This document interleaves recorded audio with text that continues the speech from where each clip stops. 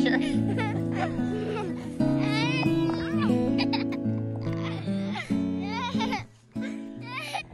Hey guys, welcome back to the Heart of Home. I'm Courtney. I'm really glad that you are here and you're tuning in. I just wanted to give you guys a little update on the front yard. If you hear my dogs barking, they're a husky mix. I'll just put it that way. They really like to chat and wrestle one another. But anyways, I have been working on the front yard. In one of my former videos, you will notice I shared some photos and some video clips of the condition of the front yard when we purchased this house last fall. And it was just a very strange V shape. Our neighbor said it used to be a really beautiful rock garden, and I believe it. My son just got his pant leg stuck while climbing in the hydrangea bush in the backyard, so I had to go to the rescue button back.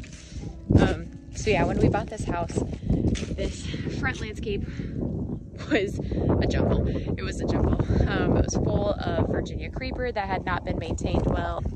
It was also infested with poison ivy, and I didn't know that actually when we first bought the house, which wouldn't have changed the fact that we bought it, but it would have been nice to know because I would have worked a little sooner and a little more safer.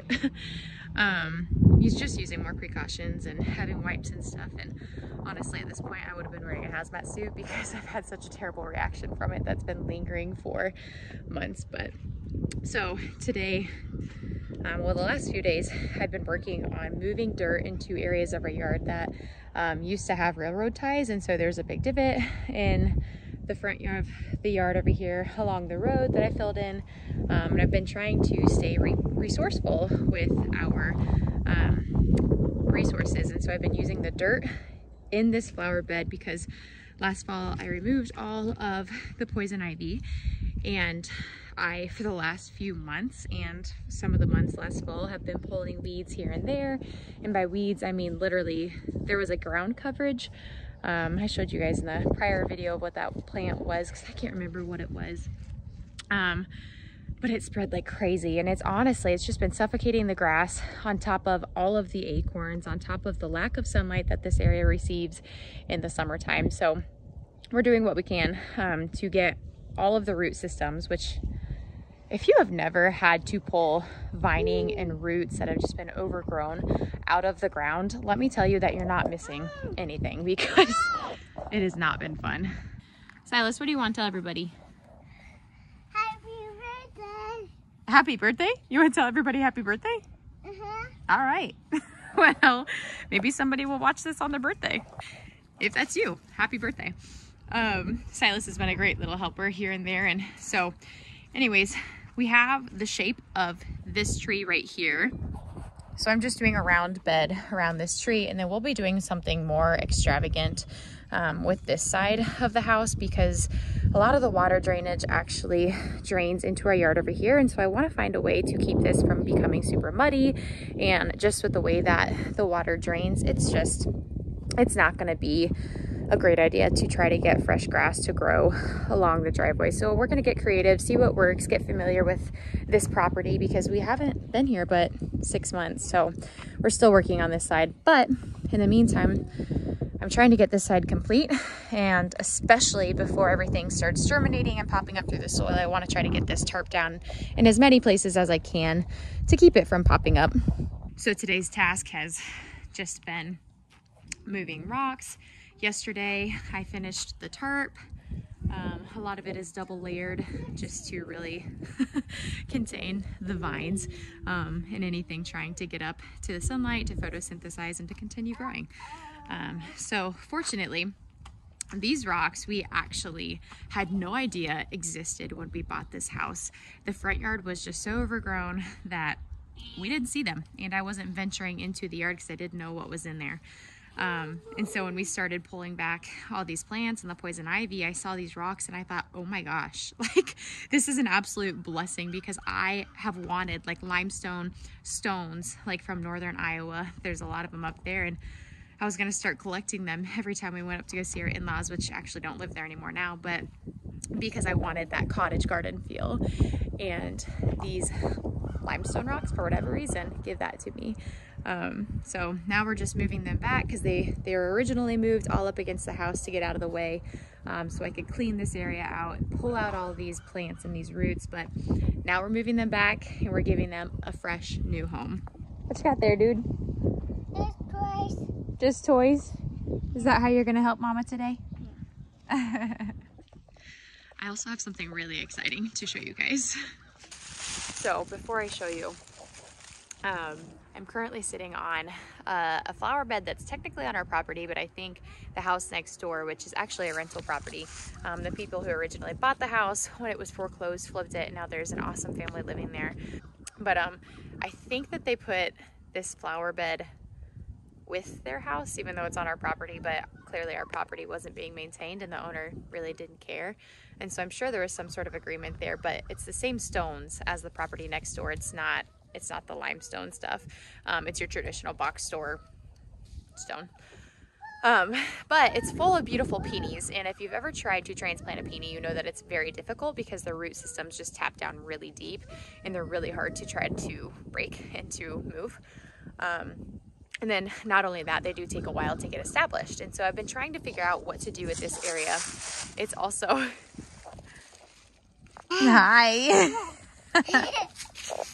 So it's also an area between the houses where water drains, and it's the water that drains here really just sits between our houses. And so I want to figure out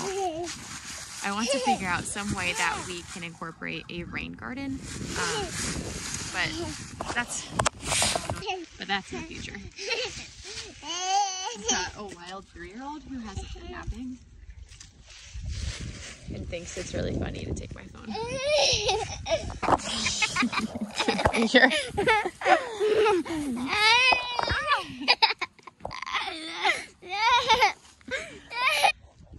I think that is just the sweetest sound in the world on the right day. When it's on a day where I'm overstimulated and overwhelmed, I'm like, I'm done. But on days like today where I can sit out in the sunshine in 60-something degree weather, it's the best sound in the world.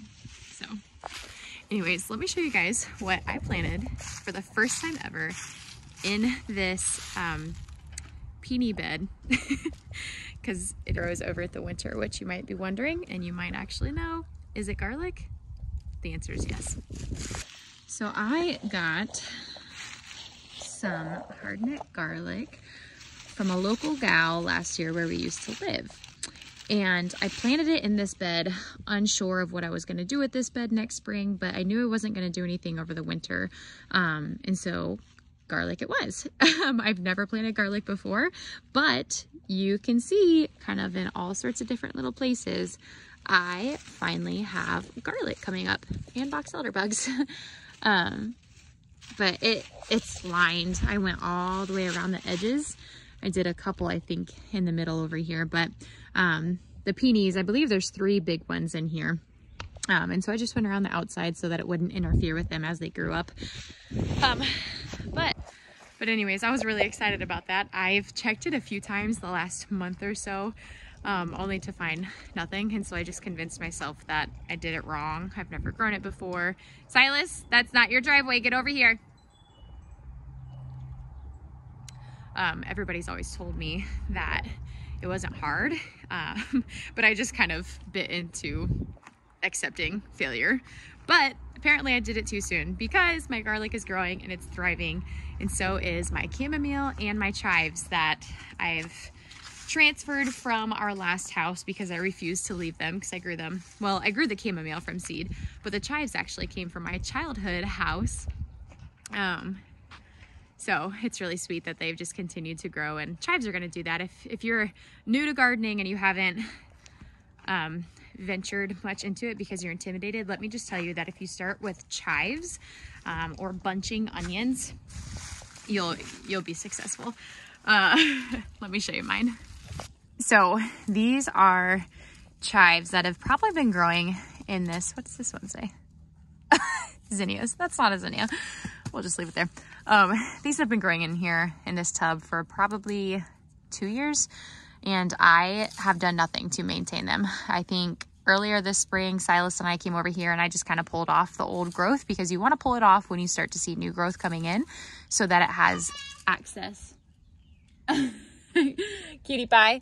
so that it has access to sunlight so that it can photosynthesize and continue to grow. Wow, these box elder bugs are everywhere.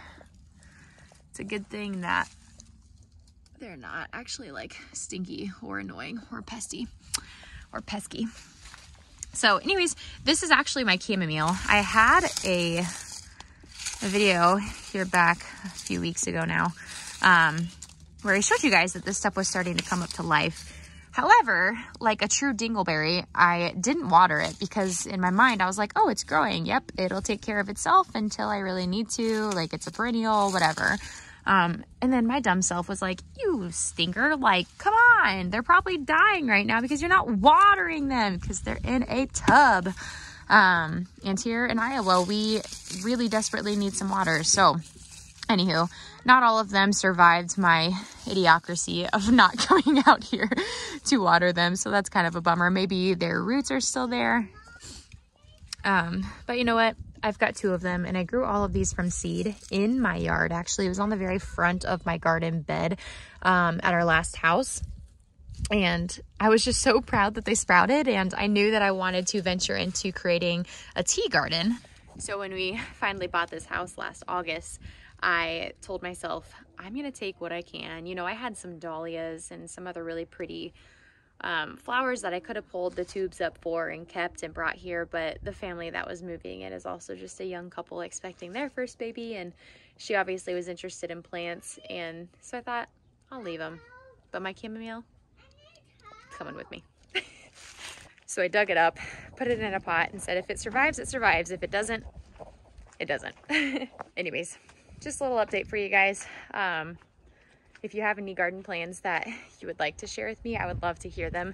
I'd love to be inspired by what you guys think is beautiful and what you are trying to create for an atmosphere at your home. And I think it's so fun just sharing updates on our gardens, because if anyone's like me, personally, I really enjoy driving around the neighborhood, especially ones I haven't been to before, and peeking into everybody's yards like a weirdo, just looking at their landscaping and seeing what styles they enjoy.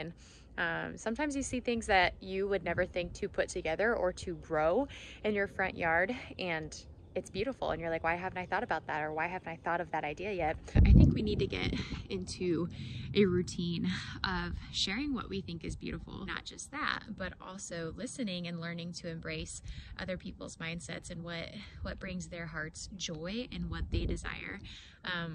I think it's a little too easy to feel like if what we enjoy or what we think is beautiful doesn't match what the media portrays as beautiful, or doesn't match what the mass majority of people think is sufficient, or think creates a beautiful garden or a wonderful landscape. Also, side note, it's a little breezy today, so I'm sorry if the wind is getting in the way, because I do just record with my phone. But anywho, I just want to encourage you to be brave, to step out and to share what you think is beautiful, because people need to hear it. The world needs to hear it. And it's okay. If you think something looks really wonderful under a tree that somebody else wouldn't plant under a tree, that's okay. You can still think it looks beautiful. And if it's growing and it's thriving and you're thriving, I'm here for it. So anywho, share with me what you think is beautiful. I'd love to hear all about it and encourage you in that. I'm actually going to continue listening to a podcast of Jess from Roots and Refuge Farm. She is talking about goats with another gal that I've thoroughly enjoyed getting to know from Say Mojo Homestead. But anywho, until then, I'm going to tune back into that podcast, and hope you guys have a great day. I'll see you on the next video.